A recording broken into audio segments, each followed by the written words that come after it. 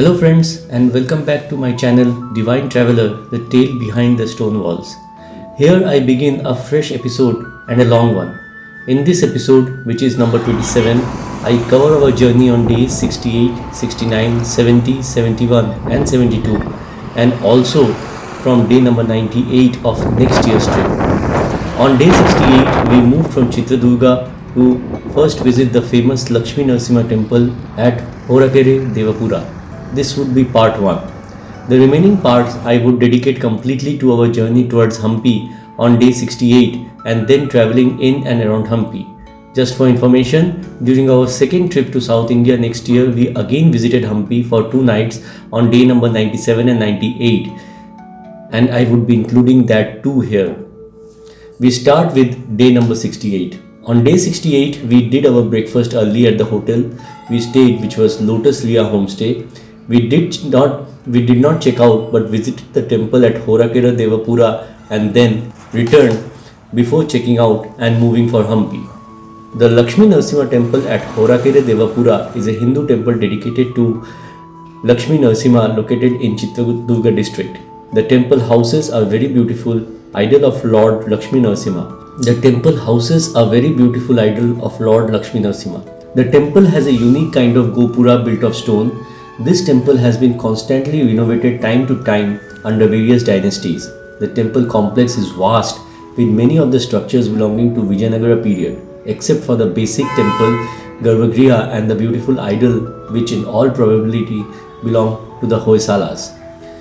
According to legend, the place was formerly named as Nanjundara Rajapatnam. Under the rule of the king Nanjundaraja, he had a bad reputation of being demonic, ill-treated people who visited other pilgrimages and was against people worshipping God. One day, Lord Venkateshwara, being aware of all the happenings, decides to teach this king a lesson and free the people of his town from the evil deeds. On reaching the town, the Lord decides to be seated atop a hillock named Krishna Charla Betta in order to protect the people. He destroys the king and his palace within no time. The people of the village then performed puja to this hill and requested the Lord to stay back in their village. He decides to stay back, though in his other form of Lord Laxmi Narasimha, just outside the village nearby a lake, and hence the Horakeradevi, Hora meaning outside, Kere meaning lake, Deva meaning God, and Pura meaning village. There are many more stories from this place. Not much more is known about the temple.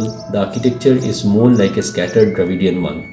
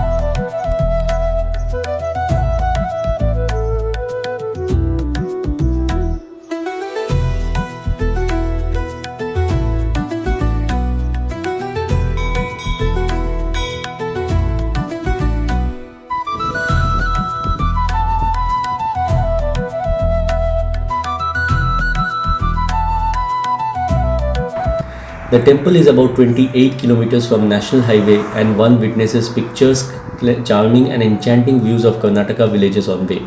There are a lot of plantations of betel trees all through, which I find really unique because I had known betel trees only from Assam.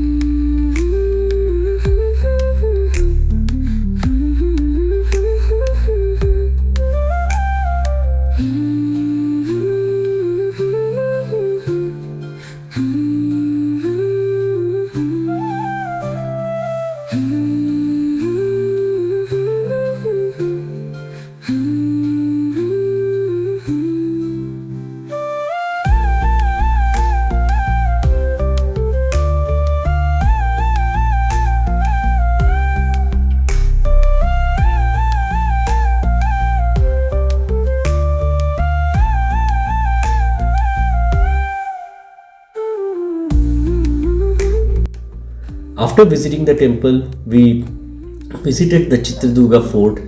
We did not actually enter the fort but visited it from outside, mainly because of our daughter, who was a bit tired and was unable to adjust with the condition for some reason, for some health reason. So we got back to the hotel and proceeded for our next journey, which was towards Hampi.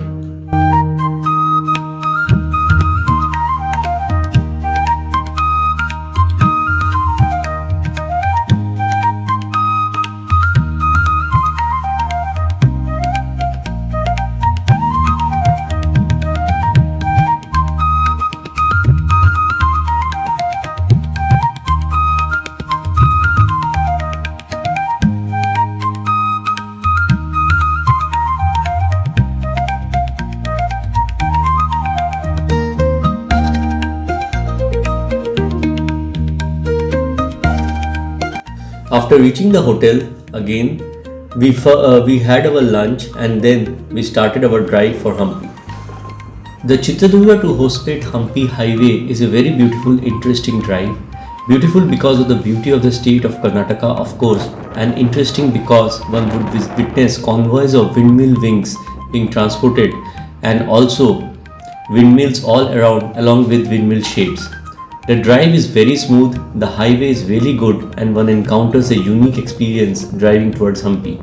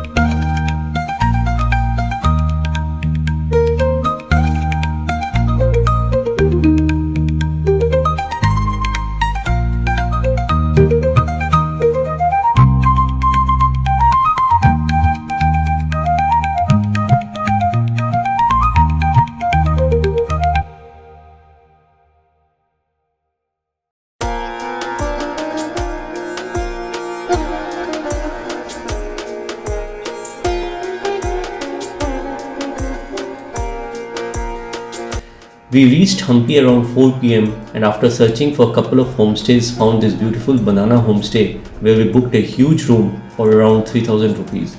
Unfortunately, the room was available for 2 nights, so we booked for 2 nights only. Here is a small view of the banana homestay.